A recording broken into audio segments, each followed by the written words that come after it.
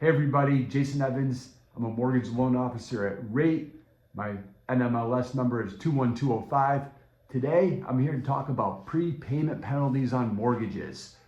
What they are, why would you want one on your loan, and in what cases would you not want to have one on your loan? So you'll have all the information you need to make educated decisions on if this is a good option for you to include in your next mortgage or not. So first of all, what is a prepayment penalty? So a prepayment penalty is a penalty that a lender would charge the borrower if you pay the loan off early, if you make any extra payments on the loan. And it's typically a percentage of your early payment. And that's an extra fee you have to pay to repay the lender. So with prepayment penalties, they can be structured most commonly anywhere from 1 to 5 years. So that's the first 1 to 5 years of your mortgage. If you make any extra early payments during that time, you pay a penalty. A standard setup would be, if you're doing a 1-year prepayment penalty, it might be a 1% of your loan balance as an example that you'd have to pay as a fee if you were to pay the loan in full. Or if you make any extra payments, it's the portion that you're paying early on the principal that you have to pay the 1% fee on. If it's a 5-year prepayment penalty, we typically see it structured like this. It would be a 5% penalty in the first year, then that declines to 4% in the second year, and then 3% in the third year, 2% in the fourth year, and then any early payments you make in the fifth year would just be a 1% penalty, and then it goes to 0 after that. So that's typically the idea behind it. And you may be wondering, why would I ever want to agree to this? I'd rather have a loan with no prepayment penalty. Well, the benefit to having a prepayment penalty is you get a lower interest rate for the life of your loan. So you can have these on a 30-year fixed mortgage, for example, and by having a 5-year prepayment penalty, you get a lower interest rate for all 30 years of the mortgage. And if you don't plan on selling the house, paying the loan off early in those first few years, then it really doesn't hurt you at all. You're going to have the loan anyway, and now you get a lower rate without having to pay points to get that lower rate. So it can be a great strategy if you know it's going to be a long-term property for you and you have no plans of making early payments. It can help save you on the interest you're paying, but really at the end of the day, no cost to you. So these are options only for investors. So you can't add in a prepayment penalty if you're getting a primary residence, for example, or even a vacation home. It's only if it's strictly a rental property that you're financing, either through a purchase or a refinance. So you can't use it for your personal use at all. It has to be strictly an income producing property for you. And it's, this is available on residential properties, condos, townhouses, single family homes, and all the way up to 4-unit residential properties we can do it for. You can do a 30-year fixed mortgage. You could also do adjustable rate loans, maybe like a 7 or a 10-year adjustable rate loan where the rate's fixed for the first fixed rate period before it would adjust for the remaining term of the 30-year loan. And like I said, you can choose between 1 to 5 years for the prepayment penalty. The advantage to doing a longer prepayment penalty is you get a steeper discount to your interest rate if you have a longer prepayment penalty on the loan. So for investors, it's an option. You can have it or you can choose not to. It would be a good fit if you're a long-term investor. You're looking to buy real estate to hold long-term so you can take part in the appreciation over the years, and maybe you're going to try to produce a lot of cash flow from the property. Then a prepayment penalty, like a 5-year prepay, for example, is a great option in my opinion, because now you're getting a lower interest rate and it's going to help with the cash flow you're getting on the property, and you have no plans of selling it anyway.